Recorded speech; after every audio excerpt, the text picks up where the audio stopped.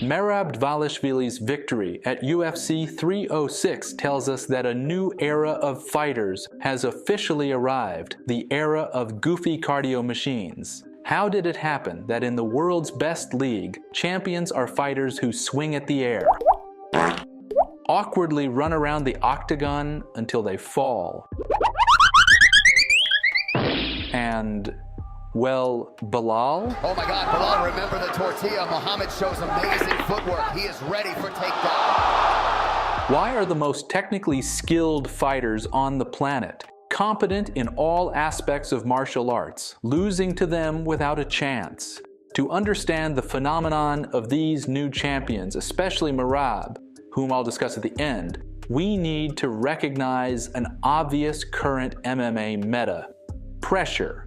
Add to this resilience, which is essential to execute this tactic. Yes, despite awkward technique, these two aspects are enough to become the best fighter in the world. Let's go through the goofy style champions in chronological order. The first champion from this unique school of martial arts was middleweight Dricus du Plessis. He made his name known to the world after a shocking win over Robert Whittaker, the best middleweight of the past 5 years after Adesanya. Many expected a technical beatdown from Robert, but instead they got a brutal knockout from Dricus. But how was such a technical fighter knocked out in just a round and a half? It all comes down to du Plessis' primary technique around which he builds his style: the goofy blitz. All of Dricus' offensive actions revolve around this strange rush toward the opponent. He always uses it at the start of the fight,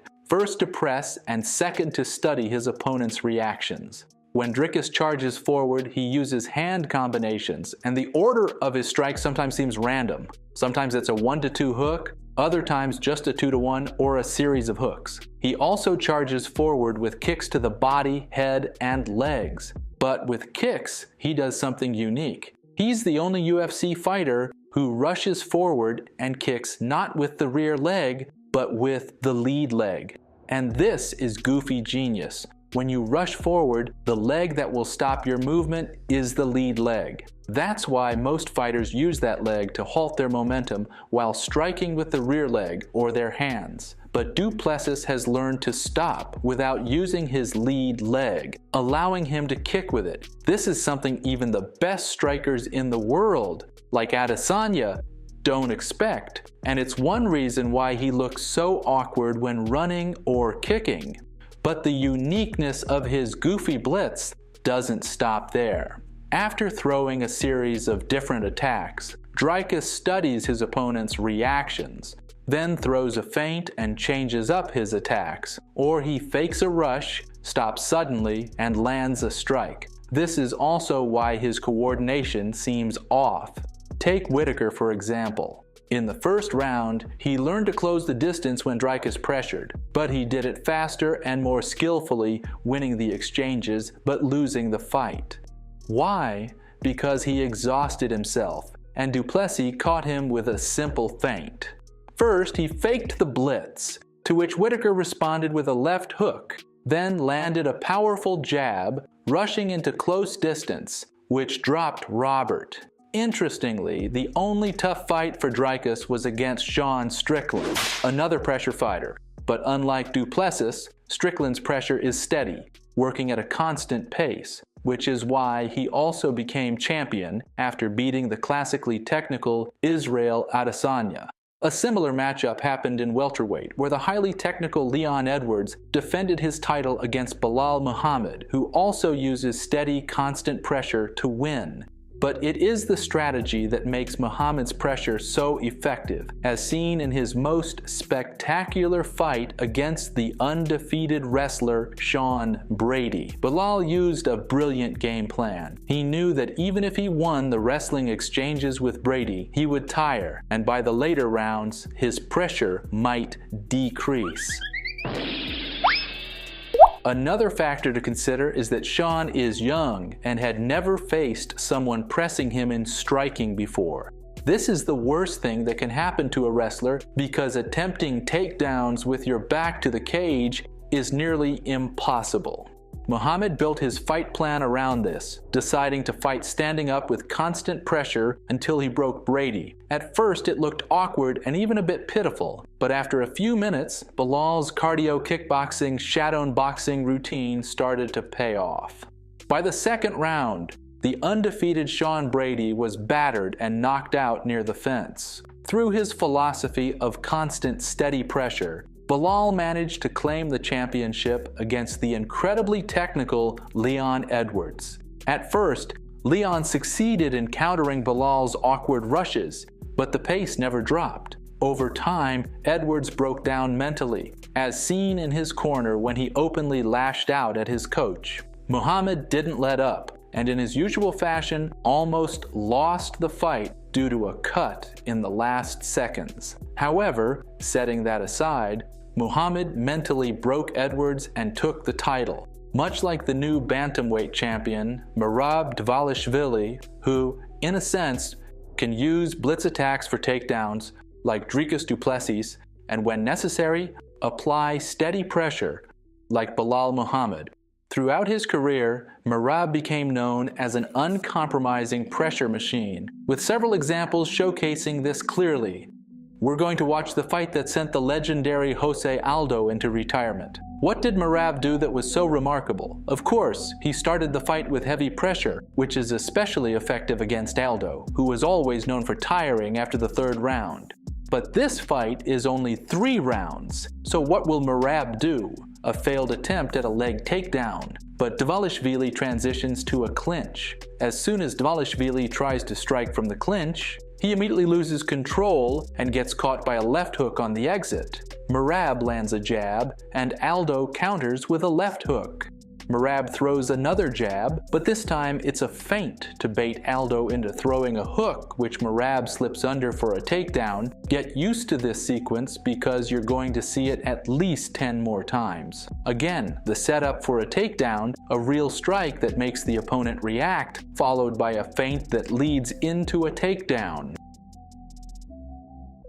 Jose lands another hook on the clinch exit, the same one that dropped Merab in the first round. The same takedown setup, again, a real punch to bait the opponent, then a feint leading into a takedown. And once more, a real punch, followed by the takedown feint. Merab strikes with his hand and loses control in the clinch again, nearly eating a left hook, which already dropped him in the first round. Yet again, the same setup for a takedown. Real strike.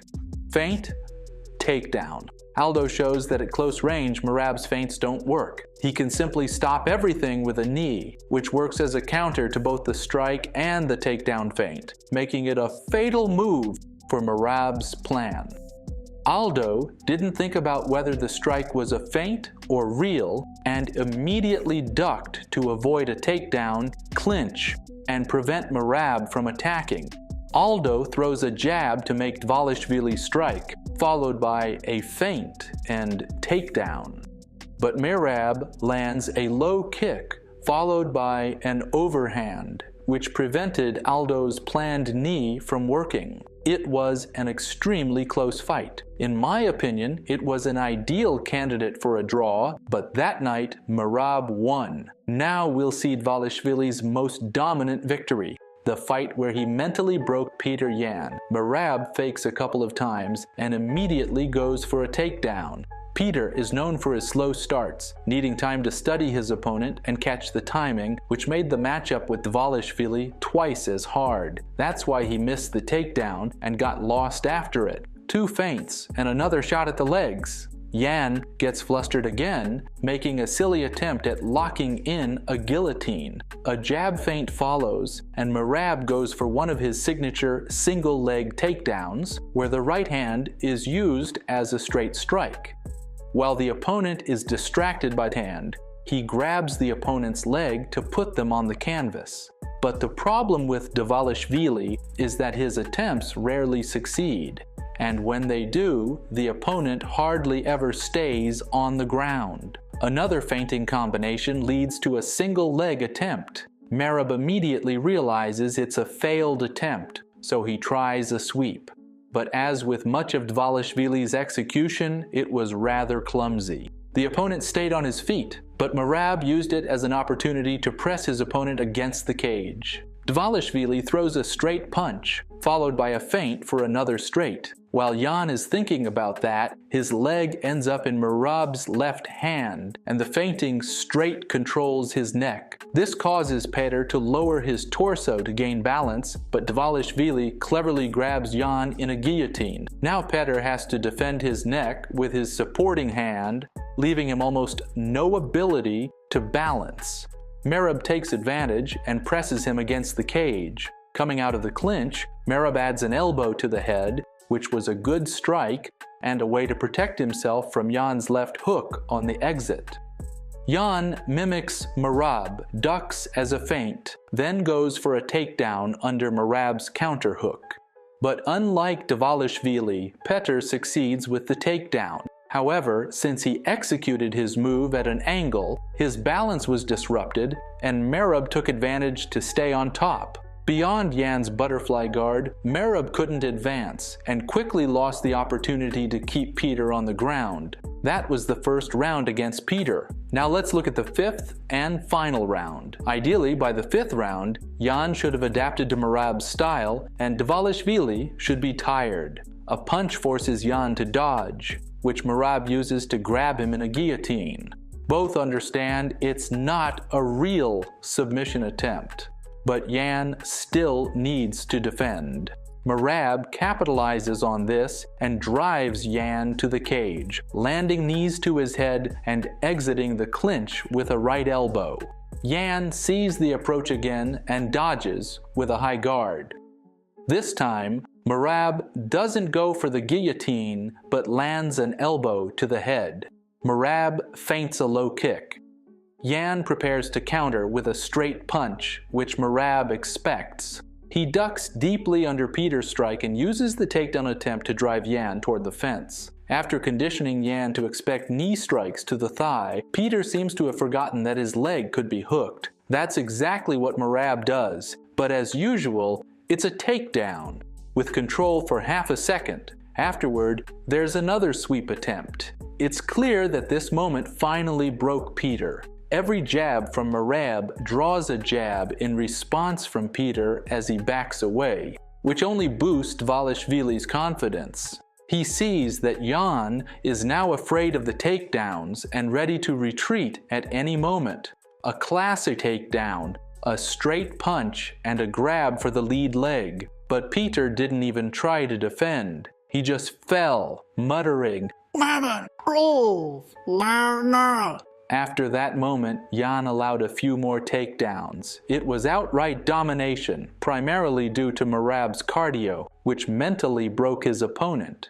And finally, I'll analyze the fight against the intimidating, though declining, Marlon Moraes. From the first seconds of the fight, Moraes aimed to land powerful low kicks and counter Merab with a left hook. But the problem with the left hook was that Dvalishvili moves like a goblin with a motor strapped to his back. As a result, Marlon couldn't land the hook before being struck with a straight to the head. However, his solution was very interesting. Moraes decided to duck deeply when Merab started his combinations and resurfaced with a left hook.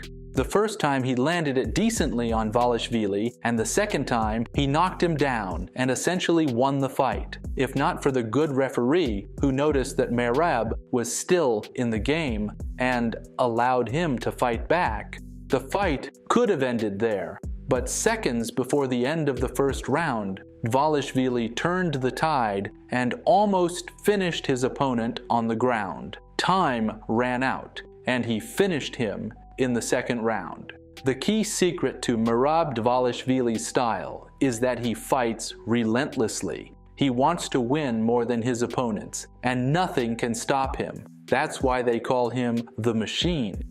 After seeing all of this, it's hard to believe that a striker who needs space, like Omalley, will have anything to offer Merab. However, for his title fight, he changed tactics to prevent Sean O'Malley from landing shots on him, as Moraes and Cejudo had done. This time, knowing that his opponent expected leg takedowns.